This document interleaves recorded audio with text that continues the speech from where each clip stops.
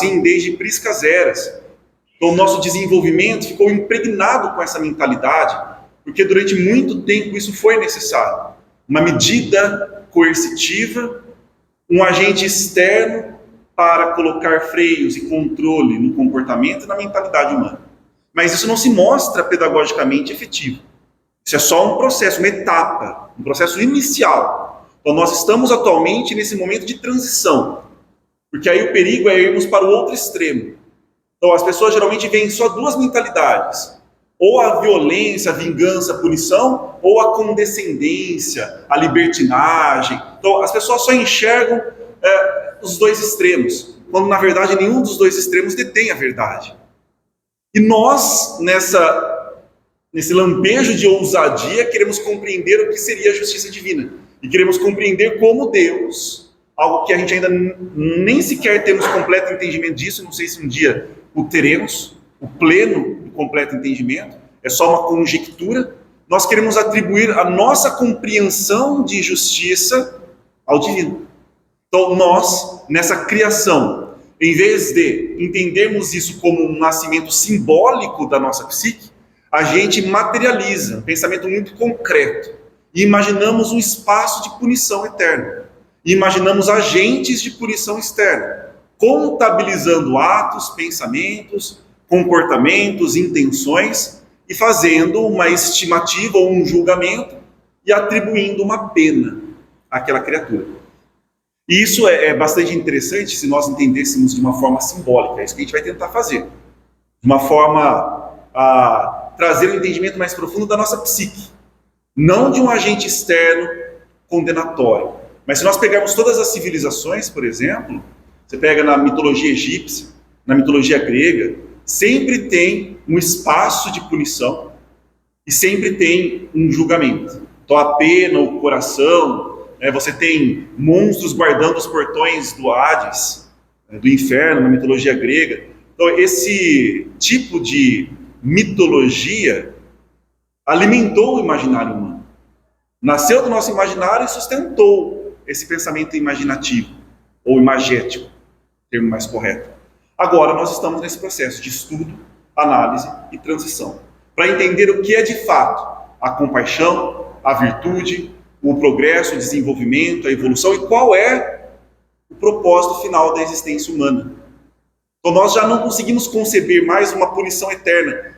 Não nos parece, já que o nosso entendimento do conceito de justiça evoluiu um pouco, não nos parece sensato, não nos parece justo condenar a criatura a uma punição eterna. Até porque muitas pessoas ainda não têm entendimento do que significa essa eternidade. Para nós ainda é muito um exercício de imaginação. Ora, isso vai fazer toda a diferença para a gente. Porque ressignifica a nossa relação com o divino, consequentemente, ressignifica a nossa relação consigo, com a gente mesmo, nos proporcionando a possibilidade de desenvolvimento. E isso também muda a nossa relação com o outro. Porque se nós não concebemos uma punição eterna para a gente não concebe uma punição eterna para o outro também. Então aí o exercício do perdão, do auto-perdão, se torna bastante significativo. E aí no segundo parágrafo desse slide, com a mesma atitude, num momento severo, no outro torna-se ingênua diante do medroso que se arrepende, ou do astuto que diz submeter-se ao dogma, ou aceitar o Cristo como seu Salvador. Unicamente com que intuito a gente imagina? Não receber a punição eterna, já que há um julgador para que determinará se eu serei punido ou não. Eu preciso ter as graças desse julgador. Para isso eu posso ter vários comportamentos, várias propostas, que a humanidade, infelizmente, de maneira ardilosa, de maneira mal intencionada, utilizou para ganhos, inclusive ganhos materiais, vendendo, por exemplo, perdão, vendendo a possibilidade de você aliviar os seus pecados de uma forma quase que instantânea, muito burocrática e miraculosa, rápida, efetiva, mas que não exigia transformação nenhuma, reparação nenhuma. Então isso para nós já não parece mais, não parece sensato e não alimenta mais a nossa alma. Não nos convida a um desenvolvimento, a um avanço, a um crescimento. Então para nós perdeu o brilho, perdeu o interesse. Esse é um dos grandes problemas quando a gente cria e literaliza essas fantasias. Liberando a passe de mágica de todo o sofrimento. Então, novamente, o medo. Por isso que ela citou duas situações interessantes. O medroso e o astuto. O medroso, não quero sofrer, não quero as consequências da minha escolha, da minha decisão, do meu ato, das minhas palavras, do que eu construí na minha vida. Não quero isso, tenho medo. Então a pessoa se submete ao que ela julga fácil, interessante, para se livrar dessas consequências. E se ela encontra no seu caminho uma pessoa mal intencionada e astuta, ela pode ser manipulada. Isso se torna bastante grave. E quanto tempo não se perde nessa ilusão e nesse jogo de barganha com o divino? Não faz nenhum sentido barganhar com o divino, barganhar com o sagrado, seja com questões materiais ou não materiais. Por isso que retomar aquela sensação de nobreza, de honra, de coragem, que nós também tivemos em muitos momentos da nossa história, mas tem se perdido, é algo muito positivo. Nobreza, honra, caráter. Então, se eu errei, é questão de honra e caráter, é questão de nobreza poder reparar. E a condenação eterna e uma condenação externa não vai proporcionar isso. Não vai proporcionar a reparação, que é o que a gente deseja. Retomar a harmonia que nós tiramos pelas nossas palavras, atos e comportamentos. Brindando-o com a perpétua felicidade que é reservada ao justo, como se procedimentos díspares merecessem a mesma qualificação e recompensa. Então veja, por que é destinado ao justo? É destinado ao justo não porque ele vai receber uma recompensa externa, mas é porque você ter desenvolvido em si a justiça te aproxima de Deus, te aproxima do divino, te conecta à fonte, te liga à fonte do poder. Então, naturalmente, você vai sentir a beatitude. Então, não é uma beatitude que vem de fora para dentro, mas de dentro para fora. Então, querer simular isso, comprar isso, fingir, é algo totalmente insensato. Só há o caminho do desenvolvimento, do trabalho e do enfrentamento das vicissitudes, das dificuldades, daquilo que nós chamamos de sofrimento, que foi o tema do livro todo.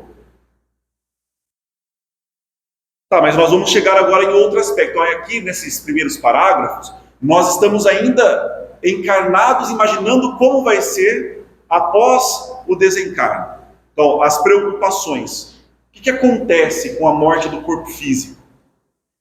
Para onde eu vou? Como eu estarei? Quem eu encontrarei? Aí, isso é algo bastante metafísico, né? Por natureza, essência, metafísico, extremamente abstrato, é algo que ocupa muito os nossos pensamentos. Mas se nós parássemos para pensar, seria muito mais efetivo se esse pensamento nos deslocasse para o presente. Porque o que eu vou vivenciar nesse futuro metafísico depende do que é feito agora, do que é feito em vida, do que eu vou fazer com esse tempo que generosamente me foi dado para essa experiência. Então, ter a noção da morte e conjecturar sobre o pós-morte tem o seu valor, desde que isso não seja para eu me assustar, me colocar na condição de ser manipulado, muito menos de manipular os outros. E aí ela fala sobre o arrependimento sincero, que é extremamente poderoso. Essa talvez seja uma das orações mais poderosas, porque nós colocamos o nosso sentimento quando o arrependimento é verdadeiro, é sincero. Aquela tristeza de uma autodecepção, seja num comportamento, numa palavra, num ato, no momento em que nós percebemos nós somos covardes naquele momento, nós somos injustos naquele momento, abrimos mão dos nossos princípios, tivemos medo e lesamos outras pessoas naquele momento. Então, quando a gente tem ciência disso, nosso coração parece que trinca. Naquele momento, nós temos uma oportunidade preciosíssima de conexão com o sagrado, de conexão com o divino, que muitas vezes nós desperdiçamos, desperdiçamos justamente pelo medo de enfrentar esse medo e esse sofrimento, essa escuridão. Então esse arrependimento sincero é poderoso. Ou os propósitos honestos de reabilitação não bastam para conceder o reequilíbrio do psiquismo e da emoção. Por quê? Porque são só o começo. É o momento em que nós nos colocamos à disposição do divino para iniciar a jornada, a caminhada de reparação, de autotransformação. Por isso, quanto mais esclarecido e lúcido, tanto maior o grau da sua responsabilidade. E maior vai ser a dor no momento do arrependimento. Deveria ser, que aí é um arrependimento sincero. Porque nós temos mais noção, mais consciência. Então, uma pessoa que percebe que naquele momento ela foi covarde, e a covardia é uma das situações que mais nos faz errar. Então, quando nós temos dificuldades financeiras, a probabilidade, a gente vai lidando com aquelas dificuldades, mas chega um momento em que o desespero pode tomar conta. E no ato de desespero nós podemos tomar decisões equivocadas. Decisões que nós não tomaríamos se estivéssemos mais confiantes. Numa situação de doença, numa situação de perda de um ente querido, nós podemos, nesses momentos de maior desespero, que aí a alma é convidada a testemunhar coragem e fidelidade aos seus princípios, esses momentos que fraquejamos, geralmente vêm acompanhados depois de muito arrependimento. Principalmente se tivermos noção e responsabilidade, que é o que estamos desenvolvendo aqui com a leitura. Por isso que nós dissemos ao longo dos encontros do livro Plenitude, nós não podemos mais usufruir de qualquer entretenimento. Vocês concordam? Não podemos mais usufruir de qualquer entretenimento. Não podemos mais nos usar de quaisquer palavras. Não podemos mais nos expressar com quaisquer comportamentos. Mas não porque, aí que é o fechamento, não porque nós seremos punidos por um agente externo, mas porque nós vamos nos colocar numa situação de profundo sofrimento. E de grande arrependimento, de dor, de tristeza, de decepção. Esse é o inferno. Esse é o inferno psíquico, que se consubstancia depois em vivências de profundo sofrimento, dor e angústia. Aí nós fizemos isso por escolha. Vocês percebem? Nós estamos aqui por escolha. Estamos lendo por escolha, porque nós entendemos que o caminho da bondade, o caminho do bem, é o caminho único. E é o que queremos. Então nós assumimos um compromisso, assumimos uma responsabilidade. Temos que ter noção da gravidade disso. Mas também, aí não podemos ir para o outro extremo. Então eu tenho tanto medo que é melhor que eu não leia mais, melhor que eu não estude mais. Vou me preservar na santa ignorância, porque assim, não, aí, novamente, acho que dá para entender o que significa isso, né? Covardia. Por isso que essa palavra que é mal compreendida e muito mal usada nos nossos dias, precisa ser bem ressignificada. Basta ler o Evangelho. Você vai conhecer ali as pessoas mais corajosas da história da humanidade.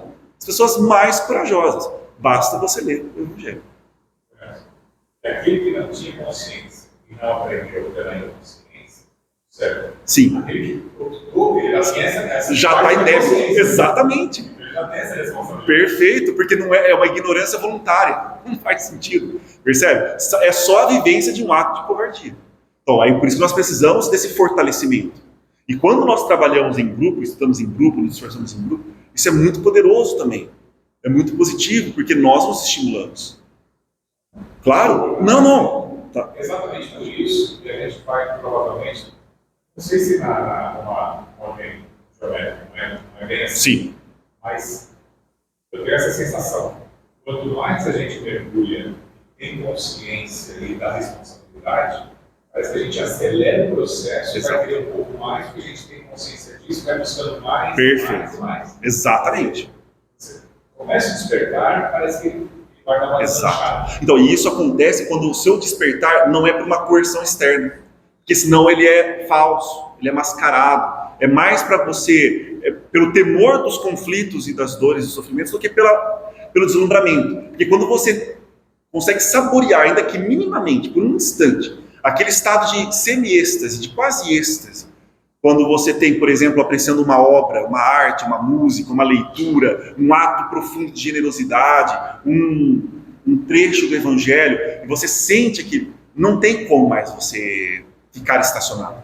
Você pode ir caminhando, tropeçando, caindo, rastejando, levantando, caindo de novo. Mas não dá mais para você se satisfazer com aquela letargia de ficar estacionado, parado. Não dá. Porque a alma anseia por aquela sensação. Anseia, como o corpo anseia por se alimentar, por dormir. A alma anseia por esse contato com o belo. E aí que a filosofia platônica é bonita, é fantástica. Para mim faz muito sentido. É justamente porque a alma teve esse nascimento. Ela nasceu a partir do bom, do belo, do justo. Então ela sente profunda saudade. Então, Platão fala de uma nostalgia íncita à nossa psique, de uma nostalgia que é constitutiva da nossa identidade. E do que a gente sente saudade? Do bom, do belo, do justo, do nobre, do virtuoso, do divino. Então a nossa alma anseia por isso.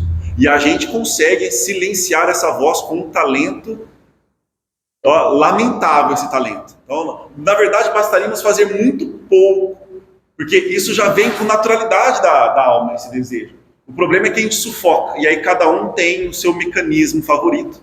E a sociedade compartilha muitos veículos de sufocamento da alma. Só que silenciá-la é impossível. Você pode momentaneamente, mas por tempo indeterminado isso é impossível. Por isso que surgem muitas neuroses, muitos conflitos e muito sofrimento. Quanto mais a alma é silenciada, mais sofrimento estamos convidando para a nossa vida. O erro retém o seu autor nas suas próprias malhas. Ou seja, não precisamos de um julgador externo. Que esse deve desfazer mediante a correção do que foi praticado. Olha, a única maneira de nos desatarmos dessas malhas do erro, do equívoco, é desfazer essa ligação mediante a correção do que foi praticado. Por isso, o caráter profundamente consolador da doutrina. Muitos pensam no caráter consolador quando fazem uma referência à vida após a morte, mas toda filosofia espiritualista, por definição, tem que ter um entendimento da continuidade da vida após a morte do corpo físico. Então isso não é algo só da doutrina espírita. Esse encontro com os entes queridos após a morte é consolador? Claro que é também. Mas nós entendermos que existe a possibilidade de nós repararmos os erros que nós cometemos, os equívocos, os sofrimentos que semeamos na vida de outras pessoas. Ter essa oportunidade é algo absolutamente consolador. E deveria ser objeto de profunda gratidão, de constante gratidão. Poder reencontrar os nossos desafetos, reencontrar os nossos, infelizmente ainda inimigos, pessoas que ainda estão magoadas, ressentidas por algo que fizemos, por algo que falamos, por algo que... pelas dificuldades que colocamos na vida das pessoas. Então ter essa oportunidade que muitas vezes a gente ainda sente aversão, nós queremos nos afastar disso, deveria ser o contrário. Deveríamos ir em direção a isso. Mas sem esperar a recompensa, porque aí vem a frustração. Porque aí você encontra o desafeto, mas ele quer continuar seu desafeto. Você que não quer continuar o desafeto. Você encontra o seu inimigo, mas ele ainda quer continuar seu inimigo. Você que não deseja. Tudo bem. Você vai aprender a lidar com essas circunstâncias, obviamente sem se prejudicar, não é se colocar na posição de ser subjugado, de aceitar injustiça, violência, agressão. Isso não tem nenhum propósito, sentido, nenhuma nobreza nisso. Mas a nossa tentativa sincera de estarmos à disposição para que isso seja desfeito, assim que o outro estiver em condições de fazer o mesmo. Mas o nosso íntimo não alimenta mais a necessidade de vingança, o desejo de sofrimento para o outro, ou da suposta justiça divina sendo aplicada na vida do outro conforme o meu desejo. Então isso já não habita mais o nosso coração. Isso não habitando o nosso coração, nós nos tornamos mais leves. A gente consegue ter olhos para observar a harmonia, a beleza, a sensibilidade, a confiança. E aí, nesses momentos de suprema vicissitude, nós conseguiremos ter a coragem de nos mantermos fiéis aos princípios. Aí sim nós começamos a caminhar. Esse labor faculta dignificação, promovendo o indivíduo. Dignidade. Nem mesmo o perdão que a vítima concede ao seu malfeitor libera da consciência de culpa. Isso é bastante interessante, né? Então, você receber perdão do outro ou conceder o seu perdão ao outro é sim um ato nobre. Mas, na verdade, o que promove a verdadeira transformação, porque ele teve a própria ou a real consciência do que de fato ele fez, é o auto-perdão. E aí significa que ele passou pelo processo de ter noção do que aconteceu, de se responsabilizar por aquilo que aconteceu e se comprometer com a mudança, com a reparação, com a transformação. Então ele vai passar por alguns estágios de muito sofrimento. Aí esse sofrimento começa a se amenizar quando surge a extinção da culpa, porque ele consegue se perdoar. E aí ele está preparado para a transformação. Agora, receber o perdão do outro também é um conforto. Concedê-lo é um ato de generosidade. É por isso que ela complementa. Ajuda-o, naturalmente, a sentir-se melhor consigo, com aquele a quem prejudicou, estimulando-se ele mesmo a reparar o dano causado. Então, receber o perdão do outro nos estimula, nos coloca numa posição de humildade, de respeito pelo outro e por nós. Mas o perdão que vem de fora por si só não basta, não promove a real transformação. Até porque a gente pode começar essa transformação sem ter o perdão do outro. Todo esse slide, em especial esse final e essa sua fala, teve uma mensagem do Emmanuel, eu não lembro em qual dos livros eu faço livro. Perdoados, mas não limos. Isso, perfeito. Perdoados, mas não limos. Resumido. Perdão está aí. Sim. Mas a sujeira que você fez também está aí. Tira a culpa e limpa. Perfeito. Exato. E muitas vezes esse processo de limpar, foi muito bem colocado, uma metáfora perfeita, vai ocorrer sem o perdão do outro. Não posso esperar o perdão do outro. Seria ótimo tê-lo, mas aí a decisão não é nossa, dele. Mas a abordagem dele é o perdão. Exato. Exatamente. Ele não está na relação ainda. Exato. A relação com o outro é a mais próxima. Porque, na verdade, quando a gente pede perdão a Deus, na verdade é um ensaio de pedirmos perdão a nós mesmos.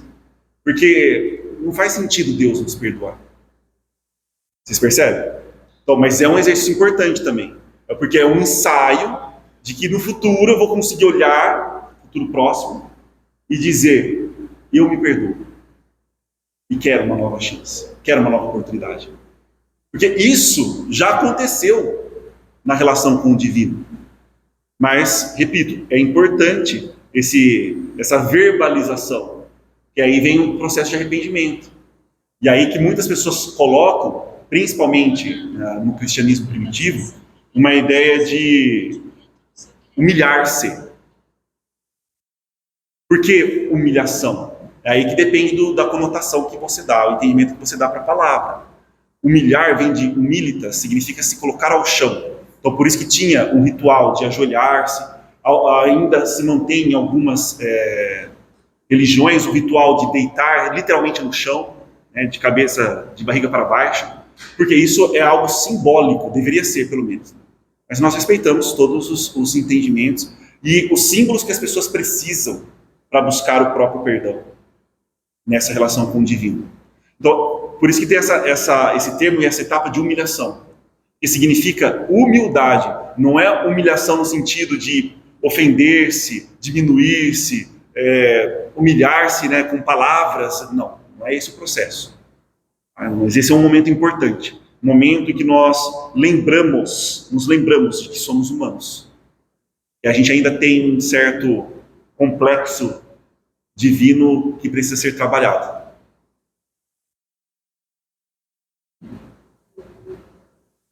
E na sequência, a ilusão da posse, a presença das paixões primitivas, quais? O egoísmo, né? Agasalhados enquanto no corpo, transferem as chagas que geram para além da sepultura. Olha que interessante. A ilusão da posse, nós já discutimos isso ao longo da obra também. Então, a questão não é eu estar usufruindo ou não de algo material. É o entendimento que eu tenho. Se eu de fato possuo aquilo. O que de fato eu possuo? Ou eu entendo aquilo mais como um instrumento para a minha ação no mundo. E aí, como eu utilizo aquele instrumento e qual é a minha ação no mundo? Essas são reflexões mais importantes. Então, nessa ilusão de posse, que é fonte, né, tem como fonte o egoísmo, né, paixões primitivas, enquanto nós estamos agasalhados no corpo, transferem as chagas que gerando chagas que a gente ainda não enxerga com os olhos da matéria, para além da sepultura. Agora a gente está indo mais para o plano pós-morte. O desencarnado desperta além das vibrações moleculares do corpo, com as mesmas aptidões, ansiedades, engodos, necessidades cultivadas, boas ou más, voltando a assumir a postura equivalente do grau de evolução em que estagia. Ou seja, despojarmos-nos do corpo não nos dá uma compreensão mágica e ultra dilatada para que já nos apresentamos nesse plano de manifestação da vida e do ser de forma equilibrada, de forma mais sábia, mais harmoniosa. Não, seremos lá o que fomos, o que somos aqui, apenas despojados do corpo, que nos proporcionou algumas benesses, ocultando muitas das chagas, que serão vistas só depois. Por quê? Nós temos um pensamento muito concreto. Então, eu não vejo com esses olhos da matéria, então não existe. Se nós pararmos para pensar até pouco tempo, quando se falava sobre micro-organismos não visíveis, transmitindo e gerando doenças, as pessoas foram ridicularizadas. Como assim? Então, algo que não existe, não vejo, então você está indo para o mundo da metafísica também. Então, imagina, isso você vai falar, não, mas aconteceu há muito tempo. Não, você vai colocar o quê? 2 séculos? O que é 2 séculos nessa história? Então aí, se nós estamos falando de micro-organismos que hoje, você com um instrumento específico, consegue indicar a presença indubitavelmente. Agora, imagine questões psicológicas mais abstratas. A gente tem muita dificuldade para entender e para ver. Por isso que nós precisamos de um guia confiável, um modelo, ou modelos confiáveis, para nós não nos perdermos.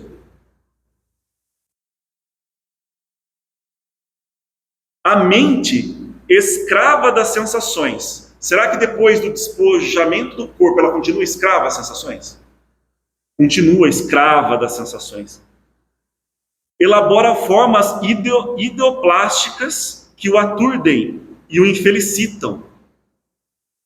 Por quê? Aí de novo as benesses do corpo, desse mergulho na matéria, diminuindo a potencialidade dos nossos pensamentos e dessa capacidade ideoplástica que a Joana de Ângeles comenta. Mas com o despojamento do corpo, essas formas de pensamento ganham um potencial maior, mais intenso. Então, hoje, por exemplo, quando nós, ainda mergulhados no corpo físico, mas nós vamos nos deitar, acerenando, diminuindo o batimento cardíaco, não vem pensamentos que nos perturbam, imagens que nós gostaríamos que não nos viessem à mente? Eu não quero pensar nisso, mas por que esse pensamento? Por que está acontecendo isso? Aí começa a se sentir mal. Não, mas isso, eu vou sentir pânico de novo. Não, eu estou perto para sentir ansiedade. Não quero. Nossa, senti isso semana passada, está voltando. E fica naquele ciclo, naquele diálogo, naquele solilóquio de profundo sofrimento. Despojados do corpo físico, isso fica muito mais potencializado. Muito mais potencializado. Então não é algo que acontece porque nós vamos ser punidos. Acontece como um cumprimento de leis naturais, que está um pouco menos intenso agora nesse corpo físico, mergulhados na matéria. Então, por isso que a gente precisa ter muita atenção e aproveitar esse tempo, esse bendito e abençoado tempo mergulhado na matéria, que muitas pessoas ainda, infelizmente, abominam, detestam, realmente traz muitas vicissitudes, mas há muitas benesses, para que possamos treinar o nosso pensamento, mudar a sintonia do nosso pensamento, estabelecermos diálogos mais saudáveis com a gente, com nós mesmos. Isso também é um exercício de sabedoria. Tornando-lhe o sofrimento de difícil descrição. E é interessante que aí você percebe, nas obras de André Luiz, isso é muito nítido. Porque ele tem uma facilidade para escrever textos narrativos assim extraordinário. Então, conforme você vai lendo, vocês percebem que as imagens vão se formando na nossa mente? Ele vai descrevendo com tanto detalhamento e com tanta poesia que parece que você está lá com o grupo que está fazendo o trabalho e você está assistindo. Ele vai descrevendo aquelas formas e aqueles pensamentos, aquelas cenas, e você se envolve. E aí nós tivemos o privilégio de converter isso em outra forma de expressão, que era o filme. Acho que vocês já assistiram também. Assistiram ao filme. Então, você se lembra daquele momento em que ele estava naquele poço escuro, no filme 1? Naquele ambiente escuro, lamacento, e com aquela úlcera, e com aquele... Aquilo tudo era uma punição externa? Não era uma punição externa.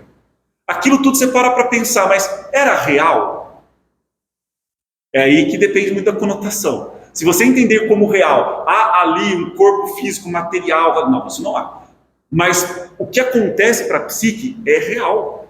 Então o que ele estava vivendo ali era uma experiência aterrorizante. Porque tem gente que às vezes pensa, não, mas quando acontecer comigo, eu vou lembrar que eu estou sem corpo físico, então nada pode me acontecer. Não é? Você é uma pessoa muito inocente ainda no processo. Ela não está entendendo que desde já o que opera e o que determina é a mente. Então aquilo sim era real. Mas não era uma construção externa que ele foi jogado e colocado para ser punido pelos erros que ele cometeu aqui. Era uma consequência do que ele viveu. Então é um testemunho fantástico. Então ler esses livros, essas obras, é uma oportunidade sem igual para que a gente possa já mudar as nossas posturas e hábitos mentais desde já agora.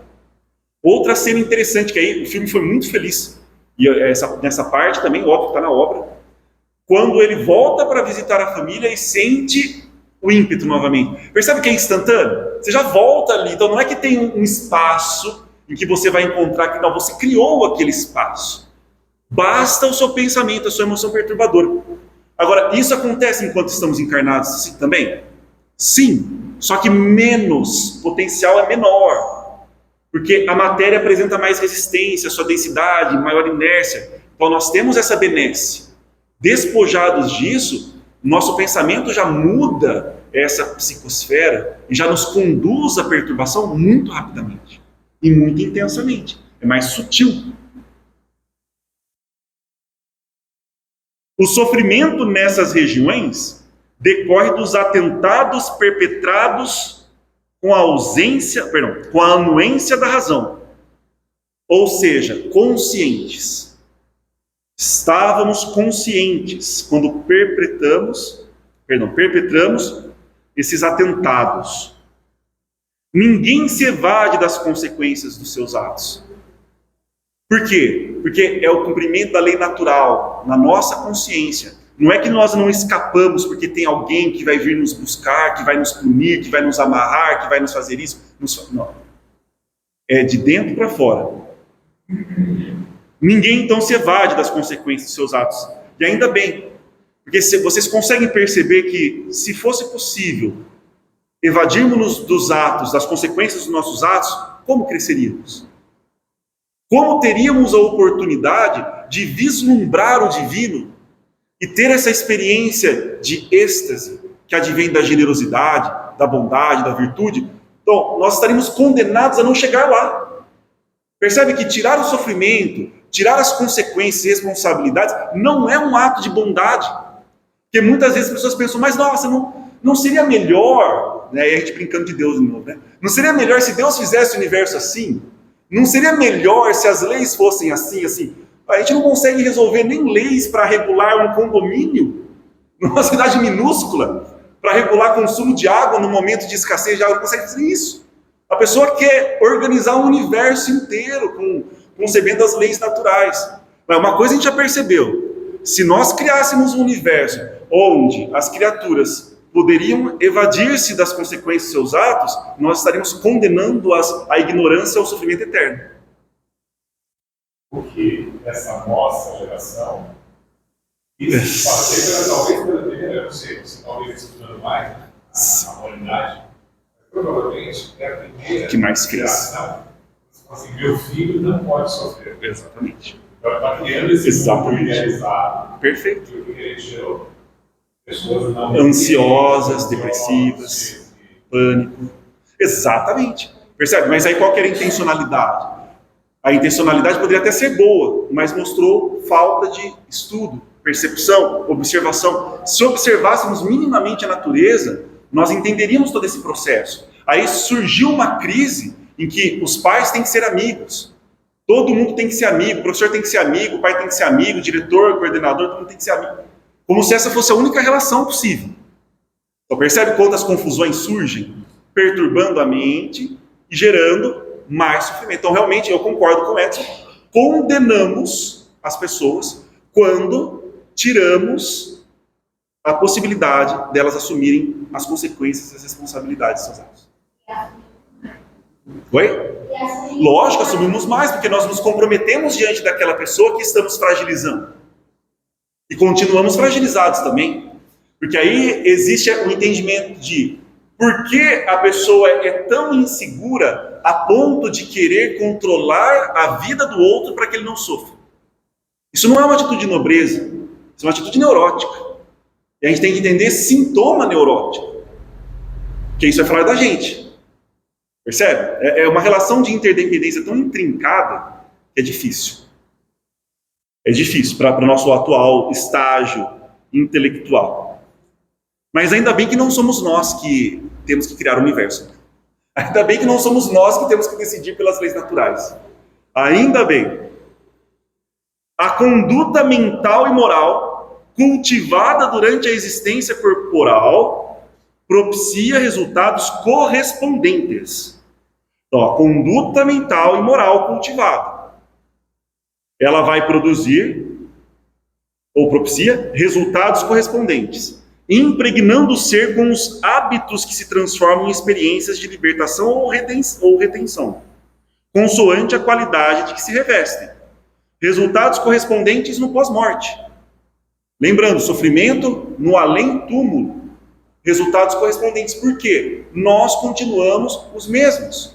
Então não é assim, quando eu morrer os meus problemas vão acabar. Puxa vida, não. Então não é como a gente se ilude. Os nossos problemas vão acabar. Não, eles vão continuar. Corre-se o risco deles ficarem mais intensos. Porque nós vamos ter uma percepção um pouquinho maior e o potencial de manifestação do pensamento dilatado. Então imagina só. Seria melhor que aproveitássemos a oportunidade. Por isso que é muito sábia a comparação do planeta com uma escola. Eu não vou aplicar uma prova de cálculo diferencial integral para quem está no terceiro ano do ensino fundamental. Então, no terceiro ano do ensino fundamental, ele vai fazer uma prova de matemática, as operações básicas. Então, vamos aproveitar a oportunidade que nós estamos recebendo lições que nós temos condições de lidar aqui. Deveríamos ter, pelo menos. Mas muitas vezes a fraqueza, o medo nos fazem fugir. E aí nós perdemos lições preciosas.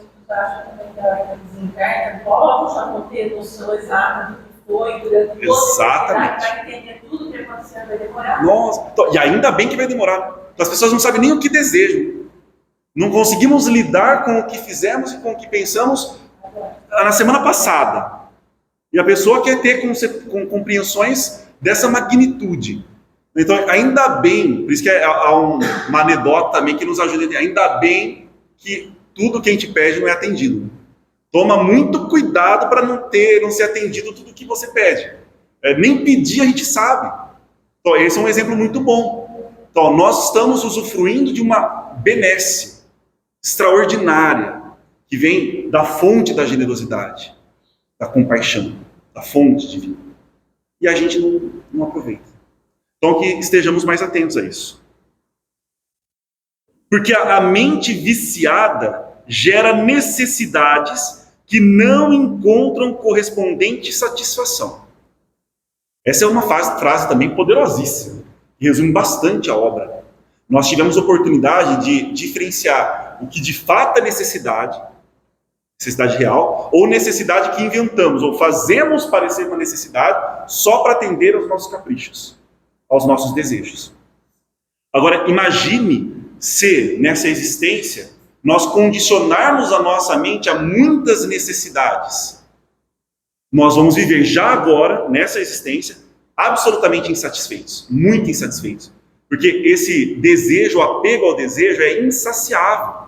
Nós vamos criando cada vez mais, fantasiando cada vez mais necessidades e tornamos-nos absolutamente dependentes da satisfação dessas necessidades. Basta observarmos hoje. E aí há um movimento que eu acho bastante interessante, mas aí tem que tomar cuidado. Porque tudo que o ser humano, muitas pessoas colocam à mão, não quero parecer pessimista, mas há uma probabilidade de estragar gigantesca. Então começou uma ideia muito interessante do minimalismo ou essencialismo. Não sei se vocês já leram alguma coisa a respeito. Então o minimalismo e o essencialismo começou com uma proposta interessante. Mas aí entrou a ideia do quântico, do coach, disso, daquilo, já foi para outra perspectiva, gerando só mais dor, frustração, porque jogou um ideal lá longe que virou uma outra super necessidade. Então eu estou atendendo com uma outra necessidade. Então aí a pessoa desvirtua tudo, mas vamos voltar à essência. A sabedoria do minimalismo é aquilo que realmente eu preciso para viver bem, satisfazendo as reais necessidades do meu corpo, da minha mente, das minhas emoções. E aí eu vou fazendo, se possível, até anotando. E aí eu vou vendo, não, mas isso eu consigo abrir mão, isso eu não consigo abrir mão. E aí você vai exercitando essa capacidade. Isso já vai dar um trabalho gigantesco para a gente. Mas é uma preparação para a morte. Percebe que desde o momento que nós nascemos, nós estamos nos preparando para morrer. E morrer bem significa aprender a viver razoavelmente bem. Então, o minimalismo, o essencialismo, na sua concepção real, tá? Não no que é divulgado. Só repito, tomem cuidado. Vão buscar na fonte, leiam, construam o próprio entendimento. É algo sábio. É porque hoje, por exemplo, se você pega até os nossos adolescentes, por mais que você satisfaça as necessidades que eles vão criando mentalmente, eles continuam ansiosos, depressivos, angustiados, sem propósito de vida, sem sentido de vida, adoecendo. Então nós temos que refletir sobre isso. Lembrei de uma analogia. Por favor. Outra história que fizeram de deturpar tudo. Por exemplo, a yoga. Sim. Cara, não tem nada a ver. Você vê o propósito de yoga, não tem Nada a ver. Não tem nada mais a ver. Absolutamente. Infelizmente. Só tem o nome. Exato. Mas por quê? Porque aí pessoas que têm esse grande medo, esse grande vazio, vão nisso como uma experiência salvacionista. Então, o problema é quando a gente se joga nas coisas com uma ideia de salvação. Um salvacionismo falso. Essa salvação é só um processo que a gente mesmo pode desenvolver. E a gente, obviamente, precisa do estudo, a gente precisa da sabedoria. Para isso, nós temos os grandes mestres. Só que, geralmente, as pessoas não vão nos grandes mestres. A yoga tem grandes mestres também. Mas elas preferem aquilo que é bonito, rápido, direto, um vídeo de 1 minuto e meio. E Já vai direto naquilo. para não ficar lá redundante a aula, mas criar a história, criar a postura, não tem nada a ver. Exatamente. E aí a mudança, o desenvolvimento, o bem-estar nunca surge. Só surge a possibilidade. Aí você vê coisas absurdas, por exemplo, você vai comprar algo que o minimalismo oferece e defende, custa mais do que um objeto normal. Então, não, mas isso aqui é do minimalismo, do essencialismo, você paga o triplo. Então, qual que é o sentido que está acontecendo? Você vai comprar papel mais caro. Então, percebe? Mas por quê? A pessoa ela está se utilizando daquilo, aí é por medo, para tirar benefício próprio. Ou seja, de novo a ideia da separatividade. Se os outros estão indo para aquele caminho, ótimo, não tem problema. Eu vou me garantir, acumular o máximo possível, tirar o máximo de vantagem possível, beneficiar e proteger aqueles que eu supostamente amo, e aí já é outra deturpação do que é amor, e vai longe. Então, infelizmente.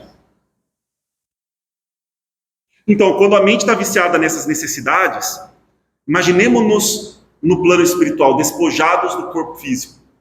Vai ser ainda mais complicado atender a essas necessidades. Isso é interessante, porque o André Luiz também descreve isso nas suas obras, sobretudo na obra Nosso Lar, que tem filme também, é bastante interessante. Será que a gente tem necessidade de tomar água? Por que foi feita a referência à água? Aquela referência foi construída como uma ilusão para pensamentos ainda apegados à necessidade material. Então as pessoas tomavam água, se alimentavam nas refeições com água, mas por quê? Porque aquilo era só uma muleta para um pensamento ainda apegado às necessidades materiais. Mas nós vamos passar por isso também. Vai ser difícil. Já dá para pensar aqui. Nós realmente comemos só quando temos fome? Então, já está acontecendo agora. Então, a gente não consegue nem ouvir as necessidades do próprio corpo. Já se tornou tão habitual que, por exemplo, se der 1 da tarde, você não estiver, meio-dia, 1 da tarde, não está sentindo fome, você vai comer. Por quê? Porque tem que almoçar meio-dia, 1 da tarde. Tem horário do almoço no trabalho, tem isso, está aqui. Não necessariamente você está com fome. Você vai lá e come. Não, mas deu 7 da noite, 8 da noite, tem que jantar. Tem que tomar café da manhã, tem que tomar café da tarde. E se alguém se questionar, mas será que a gente precisa de a pessoa é vista como um alienado, uma pessoa doente, um desequilibrado. Mas é um questionamento legítimo, porque é uma construção social que foi feita. Isso só para fazer referência a um hábito, que sim, é necessário. Hábito de se alimentar saudavelmente, como nós já conversamos. Fazer até da alimentação um ritual no sentido positivo do termo. Sentar com a família, conversar assuntos elevados, elevar a consciência, que é alimentar também a alma enquanto você alimenta o corpo físico. Não, a gente vai no automatismo cumprindo horas. Então, às vezes a gente se projeta tanto no futuro e causa um estranhamento quando nos descreve no plano espiritual, porque a gente não percebe que já está fazendo tudo aqui. Exatamente as mesmas coisas. A morte, em hipótese alguma, faz cessar o sofrimento. Porque, não anulando a consciência, faculta-lhe logicar e vivenciar o prosseguimento das experiências. E porque as percepções pertencem ao espírito, continuam sendo transformadas nas delicadas engrenagens da energia, em sensações e emoções. Ou seja, a morte não faz cessar as experiências que nós já estamos vivendo enquanto encarnados. Então, os mesmos desafetos, conflitos familiares, com pessoas no trabalho, preocupações, angústias, ansiedades, intencionalidades, continuam. Porque nós continuamos. É só um despojamento do corpo físico. Mas como a Joana comentou, como as percepções pertencem ao espírito, continuam sendo transformadas. E aí que nós estamos trazendo com um potencial maior. Daí a manifestação do sofrimento, corrigindo os erros e conduzindo o infrator à reparação. Isso é bastante interessante, porque é outra reflexão, que às vezes nós espíritas somos desdenhosos, né? Desleixados em alguns momentos. Será que realmente a gente tem plena convicção na vida após a morte? Para você poder responder essa pergunta, basta você se fazer outra pergunta. Você vive coerentemente a filosofia de que a vida continua após a morte? Ou será que quando a gente desencarnar e ter novamente todo o processo, que a gente ainda não domina tão bem quanto imagina, vai ser aquele choque, falar, puxa vida, hein? Continua mesmo. É só perguntar. Em uma sessão espírita, perguntar para a pessoa que fala, vocês têm medo da morte? Exato, então. Mas aí, apesar de todas essas leituras e testemunhos, a gente ainda toma decisões como se a vida não continuasse. A gente ainda faz escolhas, a gente ainda faz planejamentos, a gente ainda sente angústias e medos e estabelece relações de desafeto que não faz o menor sentido para quem acredita na vida após a morte. Então, a gente não precisa ficar dando testemunho aqui, basta você pensar no seu próprio exemplo. Quantas vezes a gente fez coisas que, para a doutrina espírita, para quem realmente acredita, estuda e segue a doutrina espírita, não faz o menor sentido. A raiva, o excesso de competitividade, a violência, a dificuldade de abrir mão de certas coisas. Sempre que eu tomo uma decisão por lesar o outro para ter um benefício imediato para mim, por menor que seja ele, naquele momento eu duvidei da vida após a morte. É só uma questão de raciocínio. Porque é muito confortável, por exemplo, quando eu estou numa sessão, eu estou numa leitura, eu tenho lá aquele movimento interessante da mediunidade, naquele momento, nossa, que fantástico, olha isso, olha aquilo, extraordinário, positivo. Tudo aqui também está vibrando. Então, agora, e quando eu estou no dia a dia, preciso tomar decisões, preciso vencer o medo, preciso vencer a insegurança, não vou tomar uma decisão que vai prejudicar o outro, prefiro eu ter prejuízo, mas não prejudicar o outro. E é um pouco mais complicado, percebe? Então, a gente precisa Começar a questionar aquilo que a gente já tem como certo. Porque nós não estamos numa fase intelectual, psíquica, de termos certezas e tanta convicção, assim. Lógico que temos que estimulá-la, trabalhá-la e desenvolvê-la, mas com mais prudência, não superestimando tanto esse nosso entendimento. Mas isso porque a gente não aprendeu. Sim, não aprendemos. Quando a gente não coloca em prática. Exatamente. Não aprendeu, você tem que escuta, vê, mas não interiorizou. Exatamente. Então, mas é por isso que nós estamos aqui nessa experiência. Percebe? Porque se nós pudéssemos alcançar o estado de desenvolvimento absoluto, unicamente, deitado, isolado do mundo completo, imaginando, eu sou virtuoso, nossa, eu já entendi a paciência, eu entendo a compaixão, eu nunca vou ter medo, pronto, estou pronto, deixa eu ir para o céu. Não vai acontecer assim. Então, você faz todo esse processo, você simula mentalmente, por isso que a imaginação é importante. Você simula desafios, então você se imagina, por exemplo, num estado de pobreza. Você se imagina numa dificuldade, numa doença. Isso não é ser mórbido. Isso é perceber como é que o seu coração reage. Mas ainda assim, isso é simulação. É diferente de você falar, não é assim, eu vou fingir que eu não tenho nada no banco e vamos ver como é que eu me sinto e tal, beleza. É diferente de você receber uma notícia, você não tem nada, na verdade você está devendo agora. E está todo mundo te cobrando. Você vai reagir da forma como você imaginou que reagiria? Não necessariamente. Então aí você vai enfrentando outras dificuldades. Como dizem nossos filósofos, né? Treino, jogo é jogo. Exatamente, treino, jogo é jogo. Agora, sem treinar, pior ainda. Então, pior, e o problema é isso, a pessoa fala, então não vou treinar. É outra decisão, uma decisão estúpida também. A imaginação da fantasia é diferente. A imaginação é importante, porque aí você vai ter até o parâmetro. Nossa, quando eu me imaginei naquela situação, eu pensei nisso. Eu fiz o oposto. Agora, se você nem imaginou, nem observou, como é que você vai ter parâmetros para se avaliar?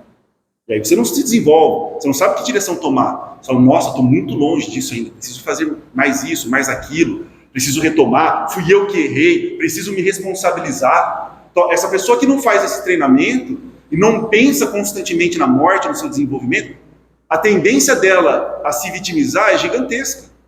Porque tudo dá errado por culpa do mundo, das circunstâncias, do outro, menos dela mesma. Que nem culpa é a palavra correta, né? Responsabilidade. Voltando algumas palavras ali, eu não entendi muito o que você quis dizer. Você falava uma coisa é ler o livro, já que o André Luiz explicou de maneira tão Isso. bem, e aí quando você passou para o filme, você falou, não é assim. Sim, então porque Eu não entendi isso aí. são meios diferentes. Então o que acontece? O filme, ele é muito mais visual. Por isso que hoje tem pessoas têm muita dificuldade de ler, por quê? Não desenvolveram bem a capacidade de imaginação.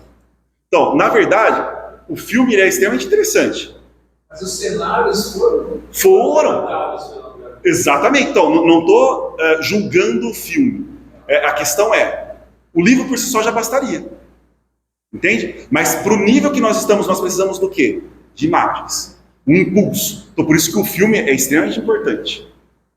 Foi nesse sentido que eu comentei. Eu acho que dá para a gente até acrescentar o seguinte, até tecnicamente, primeiro, você leu e você imaginou Isso. grau reflexivo. Eu imaginei mal. Exatamente. O cineasta imaginou roxo. Então, Nunca vai ser. A imaginação é sempre maior do que aquela que você consegue enquadrar na matéria. Exatamente. Por isso que normalmente o livro é sempre. Mas quando você fala, ele tem aquela chave, sabe? Isso. Quer dizer, que maneira. A gente imagina, eu imagino assim. Sim. Ele está tendo aquela consciência de corpo, ele não tem Perfeito. consciência, ele não se define o corpo. Por isso que a gente discutiu o que é real. Então. É real aquilo.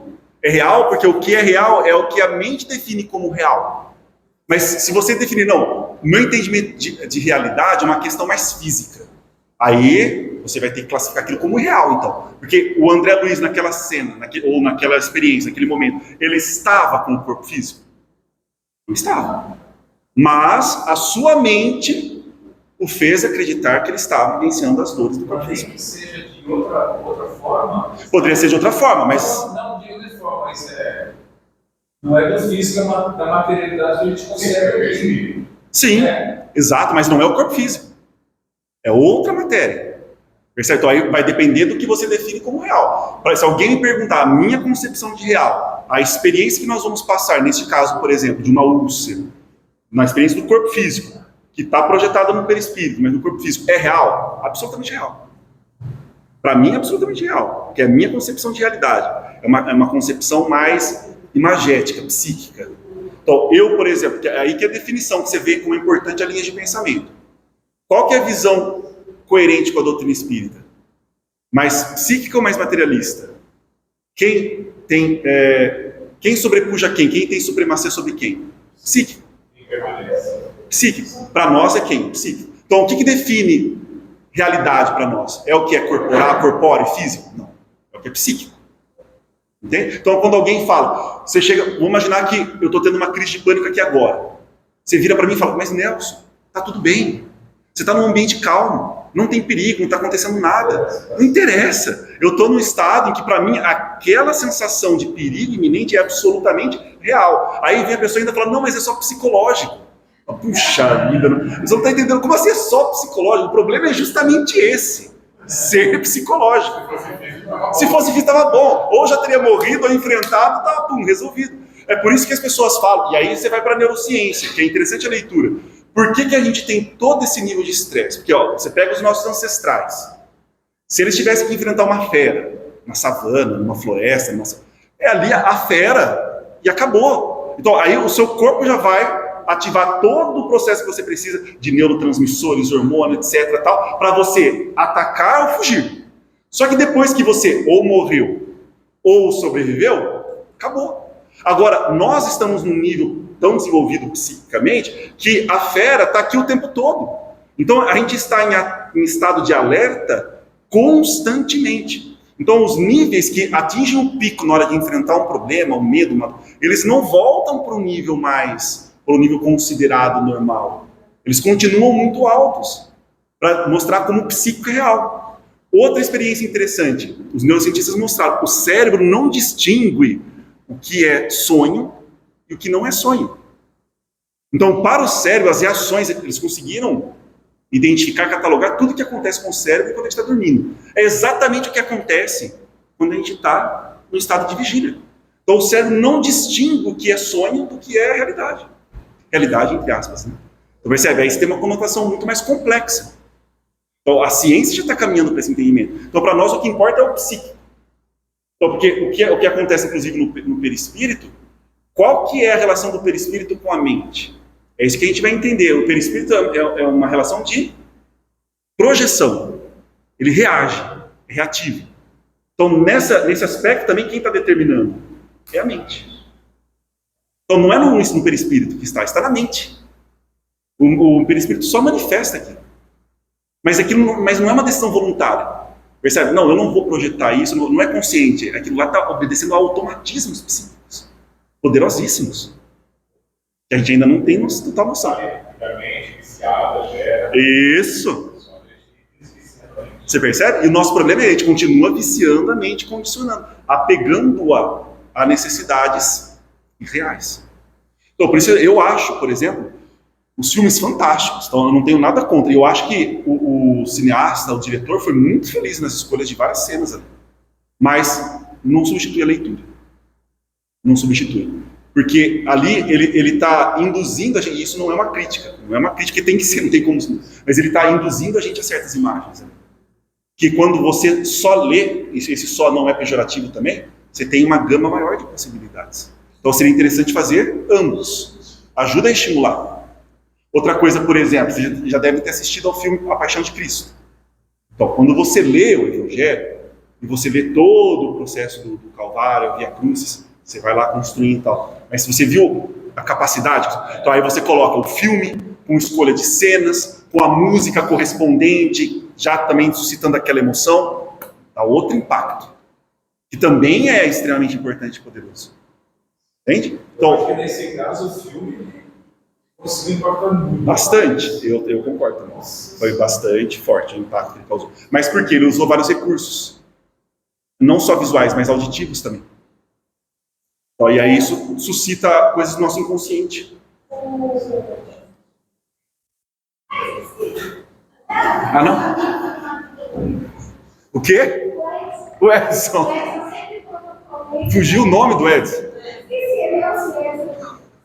Comenta com a gente que quando a gente lê, a gente entra naquela. Sim, exatamente. O filme, claro, mas aí já é outras. Exatamente. Mas também é extremamente relevante e importante. Ajuda muito. Percebe? E a gente tem que tomar muito cuidado, porque a gente pensa, a mente consciente pensa por uma linguagem mais próxima das palavras mesmo, da linguagem que a gente entende como palavras. Utiliza esses signos. Vocês já pararam para tentar pensar sem usar palavras? É difícil. Mas uma criança, por exemplo, que ainda não aprendeu um vocabulário específico, uma língua específica, será que ela não pensa? Ela pensa, claro que pensa. Mas ela pensa mais como o quê? Com imagens primordiais. Então, a nossa mente inconsciente, a linguagem, é imagética. A gente pensa fundamentalmente por imagens. A mente lógica, racional, consciente, utiliza-se de palavras. Então, imagem tem altíssimo impacto no inconsciente. Por isso, tem que tomar muito cuidado com as imagens que a gente traz para a mente. Vai direto. Oi? Lógico, fora essas, né? Mas sempre, toda imagem ela vai ter uma mensagem subliminar. Toda vai ter. Porque a gente não consegue captar tudo. A gente não consegue trazer tudo à consciência. Então, a imagem, eu arriscaria dizer, por essa relação com o inconsciente, mais poderosa do que as palavras. Então, é preciso tomar muito cuidado com a imagem. Você pensa até na música também. Nós tivemos oportunidade de apreciar a música. E ela é o nosso ponto de vista diferente do nosso, né? Além disso. Se você Além não disso. tem a leitura como exemplo, Lógico. qualquer coisa. Exatamente. Mas é por isso que você pega na pintura. Obras de ter o hábito de apreciar pinturas é importante também. E vocês já perceberam isso. Isso também foi um desenvolvimento que a gente chama de filogenético, na psicologia evolutiva. Quando você olha um pôr do sol, tem alguma palavra ali? Tem algum texto? Mas aquilo é capaz de suscitar uma experiência de paz, de serenidade, de confiança, de cura poderosíssima. Um pôr do sol. Uma cachoeira, por exemplo, você observa a queda d'água, o fluxo da água, você ouve o som, aquilo te dá uma serenidade, uma paz. Lógico, se você não tiver embotado a sua sensibilidade, né? Porque o mundo está fazendo isso. Você não embotar a sua sensibilidade, então há graus. Mas uma pessoa sensível, sem esse embotamento grave, e aí começam a vir sensações, porque aquilo a gente chama na psicologia, é uma experiência arquetípica. Que aí você começa a pensar na história do rio, do fluxo, do tempo. Geralmente nascem poemas. Aí a pessoa escolhe palavras ali para traduzir aquela experiência imagética. Então no começo foi imagem.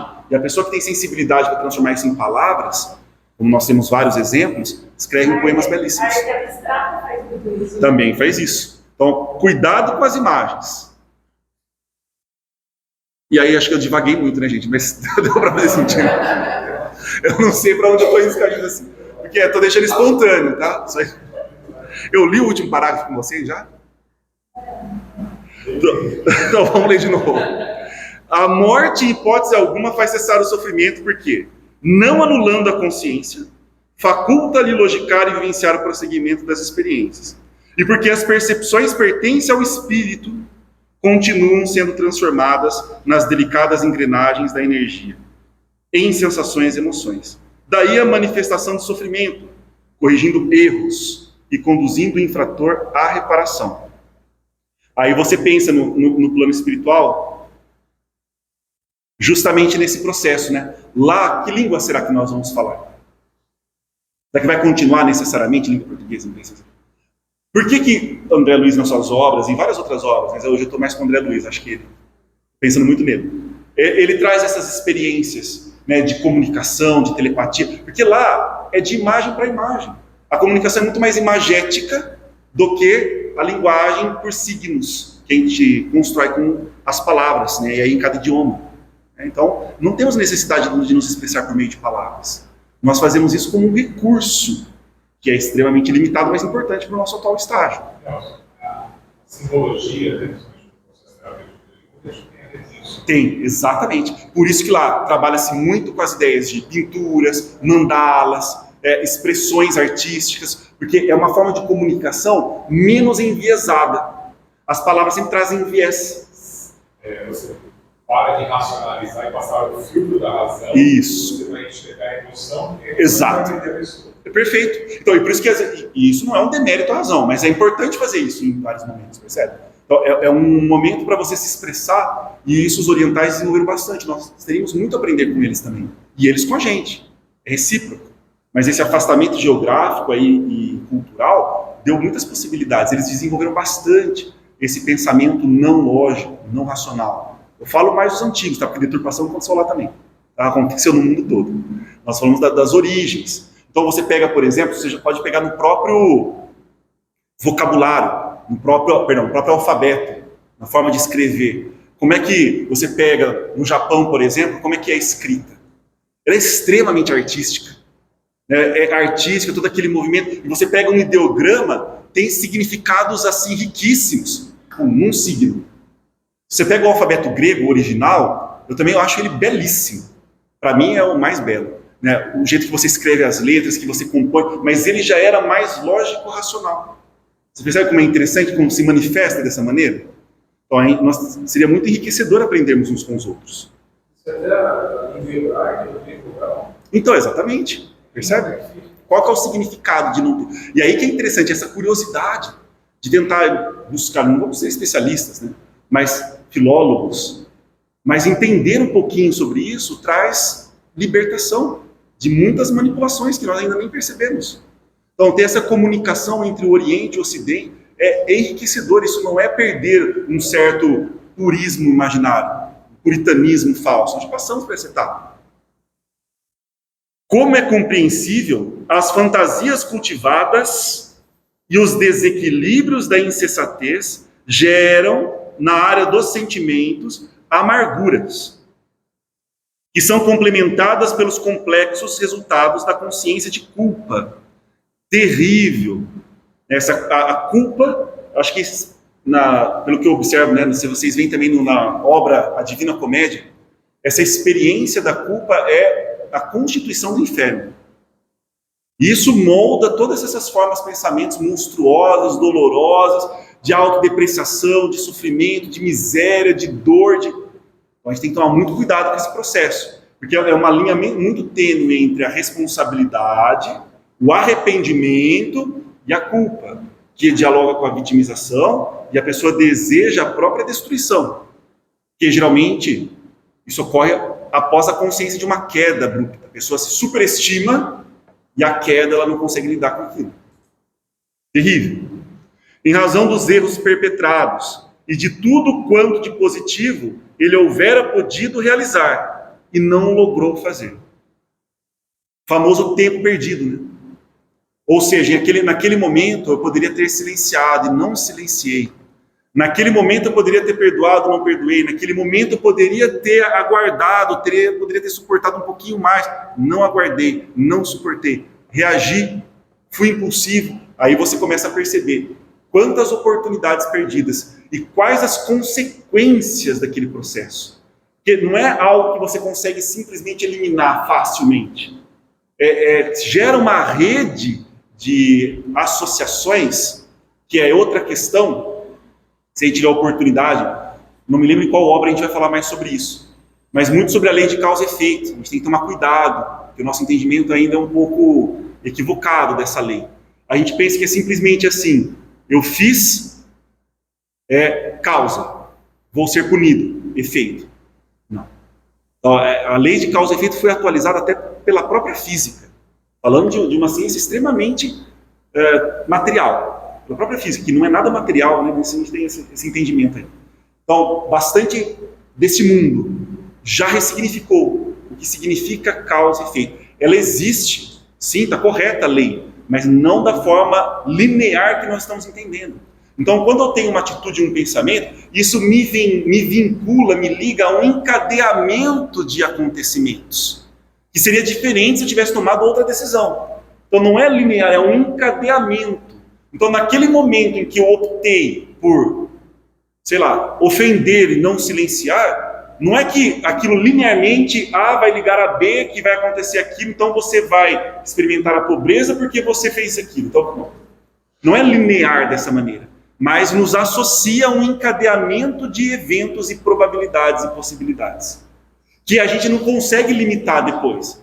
Basta você pensar em algumas decisões que você tomou e que caminho você teve que percorrer depois daquela tomada de decisão. E como seria diferente se você não tivesse tomado aquela decisão. Aí você já começa a ter um pouco de dimensão do que significa fazer escolhas, perder tempo. Você poderia lograr, poderia alcançar, poderia fazer, mas não fez. E aí que é interessante, né? Aí a gente gera muito aquela sensação de arrependimento. Porque aí a gente queria ter feito, então deveria ter decidido diferente. Nossa, se eu tivesse feito. Se eu voltasse no tempo. Aí a esposa fala para o marido, na próxima vida nem apareça que eu não quero mais te ver, não quero mais te encontrar, quero uma decisão diferente. A esposa também, não, já deu, já basta. E não percebe como é que é a associação disso. Porque veja bem, a vida é ilimitada. Vocês percebem isso? Possibilidades ilimitadas. Quando eu tomo uma decisão, eu disse um sim para alguma coisa, correto? Mas isso significa que eu disse não para todo o resto de coisas ilimitadas. E isso gera uma frustração gigantesca. Que aí você pensa, eu poderia ter sido pintor, poderia ter sido músico, poderia ter sido filósofo, poderia ter sido cientista, poderia ter sido astronauta, poderia ter sido dona de casa, poderia ter sido isso, poderia ter sido aquilo, poderia ser fazendeiro, poderia ser... E você disse um monte de nãos para um sim. Só que essa frustração a gente tem que saber controlar psicologicamente. Senão faz a gente caminhar olhando para trás, que inclusive consta nas escrituras sagradas também. Não é para você caminhar em uma direção olhando para outra. Não, eu tomei essa decisão, estou indo para cá, mas e aquela, e aquela, e aquela, e aquela? Não significa que você não ia enfrentar vicissitudes também. Qualquer uma que você escolhesse, você ia se arrepender. Qualquer uma. Porque esse arrependimento não é um arrependimento real. É um arrependimento infantil de não entender as leis da natureza e o dinamismo psíquico. Porque você teve que fechar todas as possibilidades ilimitadas para escolher um sim.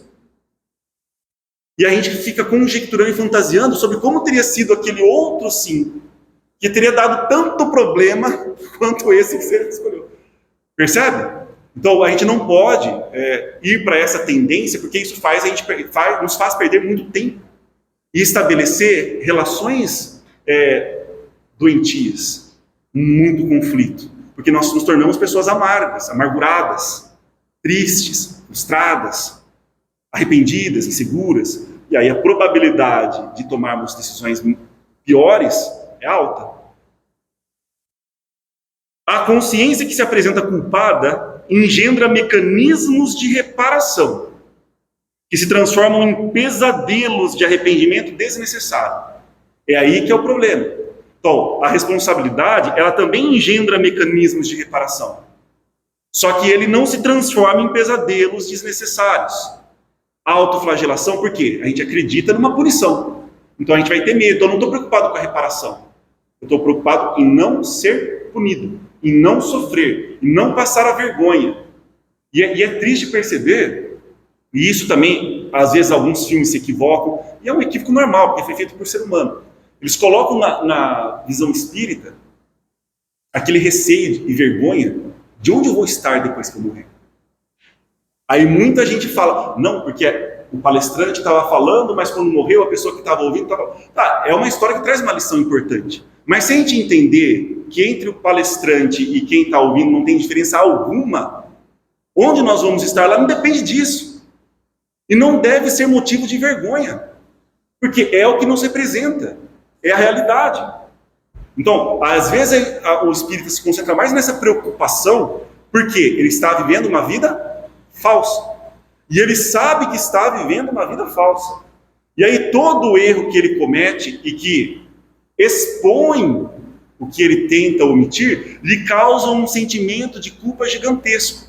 E ele tenta até inconscientemente se infligir ou se imputar uma penitência para pagar o preço, para se sacrificar por ter exposto uma fragilidade que ele queria esconder.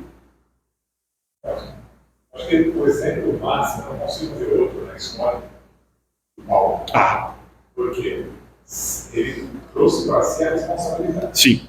Ele até sofreu muito, mas ele nunca sofreu buscando o sofrimento. Perfeito. Buscando o trabalho. Exato. Estava buscando o que ele veio fazer. Não precisa buscar sofrimento. Agora, se naquele momento, no encontro nessa Damasco, ele se vê culpado, Perfeito. ele baixar e falar: o que você quer que eu faça agora? Eu vou corrigir. Ele fala: eu mereço nem você. Exato. Vira de costa e pode do outro lado. Perfeito. Ou me fulmine, me elimine, me condene. Se eu vou me matar, que o Judas fez. Exato. Ele é o grande exemplo de trazer para si a responsabilidade com coragem, Perfeito. enfrentar os desafios. Perfeito. Cada vez que ele se machucava, aquilo era uma glória. Porque Exatamente. ele estava em batalha. Exato. Não, então a analogia é perfeita. E você percebe, a gente não precisa buscar sofrimento. Ele já vai vir naturalmente. A gente tem que buscar o trabalho, a renovação e a transformação. E o problema é que a vergonha impede isso. E o exemplo do palestrante é interessante porque cria-se a falsa sensação de que porque ele está falando, ele sabe mais. Ou que porque ele está falando, ele faz. Gente, entre falar e fazer, a distância é colossal. Qualquer um pode vir aqui que se lê, ou estudou, pode vir falar. Então, não há diferença entre quem está falando e quem está ouvindo. Só foi feito esse processo por uma questão de organização didática. Não daria para todos falarem ao mesmo tempo, senão o processo não anda. Percebe? Assumir responsabilidade. Isso. Fala coisa totalmente errada. Mas o pior é quando ele não percebe isso e aí ele sente vergonha por ser humano. Então, aí o processo fica totalmente deturpado, ele adoece. Então, quando a pessoa ela começa no trabalho religioso, ela começa a estudar, se deslumbra, quer se desenvolver, ela corre esse risco de uma superestimação e de um distanciamento. Aí a vaidade, naquele capítulo que nós falamos sobre a resistência. Cuidado com a vaidade, ela vai te seduzir. Mas não é aquela vaidade, né? A gente ouve vaidade e já pensa na pessoa falando: eu sou ótimo, eu sou maravilhoso, eu sou perfeito. Essa vaidade é a mais infantil, essa é a mais pueril. Agora, aquela que fala: ai, eu não sou ninguém, não, meu Deus, isso aqui não fui eu que disse, alguém que veio de não sei o que. Isso também por trás tem uma certa vaidade. E isso vai fazer a pessoa sentir muito mais vergonha quando ela errar. Então, esse estado de reconhecer onde nós estamos, quem nós somos, as nossas falhas, os nossos erros, e se os outros nos ridicularizam por isso, eu tenho que ter estrutura para poder lidar. Então, geralmente, poucas pessoas gostam de falar porque elas têm medo dessa ridicularização que vem quando se descobre o óbvio. O palestrante não está fazendo tudo o que ele está falando. Ele também está se desenvolvendo. Agora, isso é diferente quando ele, ou a pessoa em qualquer outra função, faz intencionalmente para gerar essa imagem para ganho pessoal. Aí estamos falando de outro tipo de adoecimento, percebe? Então, cuidado com a ideia da vergonha. O arrependimento deve constituir um despertar da responsabilidade. Então, lembrando, a culpa transforma o mecanismo de reparação em pesadelos desnecessários. Então, permanecendo como látego, inclemente, a impingir-lhe punição.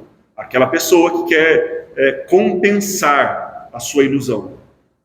O arrependimento, o verdadeiro, deve constituir um despertar da responsabilidade, que convida à reconstrução, à renovação, à ação reparadora, sem a aflição, nem desdita.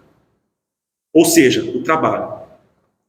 Não buscar o sofrimento porque eu preciso ser purificado por meio da dor, da miséria, do sofrimento. Não, eu vou caminhar. A vida vai trazer as experiências que eu preciso. Só preciso estar atento e aprender a lidar com elas, não criá-las por mim. É indispensável a libertação dos condicionamentos materiais, disciplinando a mente e a vontade. Esse é o trabalho que a gente poderia fazer aqui, já agora. Disciplinar a mente e a vontade, de modo a adaptar-se de imediato à vida além da vida. Ou seja, preparar-se para a morte. Somente assim o sofrimento pode ser evitado especialmente se a existência corporal fez-se caracterizar pelas ações enobrecidas, atingindo a finalidade precípua da reencarnação, que é a busca da felicidade. E aí, para finalizar esse capítulo, então eu vou deixar o outro capítulo, então vamos terminar na próxima semana. A gente termina a plenitude e começa o autodescobrimento, tá? A educação moral e espiritual do ser é o instrumento seguro para libertá-lo do sofrimento na Terra, como no além-túmulo, não há diferença, facultando-lhe vida em abundância de paz. Então, a educação moral e espiritual, que se dá por estudo e por vivência. E aí, no fechamento desse capítulo, eu trouxe só uma mensagem de um outro autor que eu gosto muito. A gente está lendo Joana de Ângeles. Citamos Emmanuel, André Luiz, mas os livros do Espírito Hamed, assim ele se intitula, tem um livro especialmente, em particular, que eu gosto bastante, que é Renovando Atitudes. Não sei se vocês já leram. Muito interessante. Aí eu só quis trazer esse trecho como reflexão para fecharmos. Tenhamos em mente que não somos o que os outros pensam. E muitas vezes nem mesmo o que pensamos ser. Não somos nem o que nós mesmos pensamos que somos. Mas somos verdadeiramente o que sentimos. Trabalhando a nossa sensibilidade. Né? A mente apegada a fatos, acontecimentos e pessoas é incapaz de perceber a sua essência. É o que nós estamos em busca. Né? Aquele que está agarrado ao ego está vazio do sagrado. Aquele que se liberta do ego descobre que sempre esteve repleto do sagrado. Então, a gente está buscando uma coisa que já está em nós. Nós só estamos atrapalhando. Por isso que muitas vezes fala, só faça silêncio. Só faça silêncio na sua mente. O resto já vem tudo espontâneo e naturalmente. Seu trabalho vai ficar claro. A mente serena e tranquila e desapegada é a porta estreita. Isso eu achei fantástico. A mente serena, tranquila e desapegada é a porta estreita. Hamed.